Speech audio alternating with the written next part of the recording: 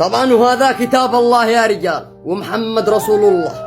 إني يا رجال لا أميل لأي حزب أو لأي طرف أو لأي حكومة، وهذا كتاب الله أمامكم يا أهل اليمن. ما أناشد للقضايا إلا نصرة للمظلوم، ولا لأي هدف أو لأي شيء، لا لزعزعة النظام في اليمن ولا للتخريب ولا لأي شيء. لأني نشوف أشخاص يقولون أنتوا تزعزعون، أنتوا خارج اليمن. لا يا حبيبي، إحنا أبناء الجمهورية اليمنية، الذي يضر أهلنا باليمن يضرنا. هذا أول شيء.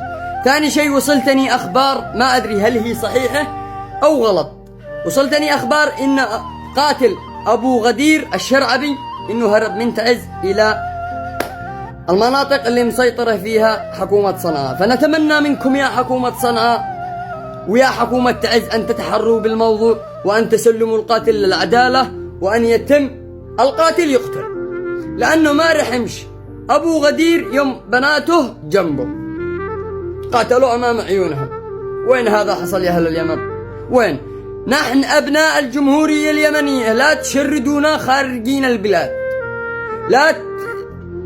والله بدل ما تحتضنوا أبناء اليمن تزودوا تشردونا بذنب المندسي من اليمنيين اللي يقولوا هم يناشدوا عشان يزعزعوا النظام، هم يسبوا الحكومات. لا، نحن ما نسب حكومة صنعاء ولا حكومة تعز ولا أي حزب.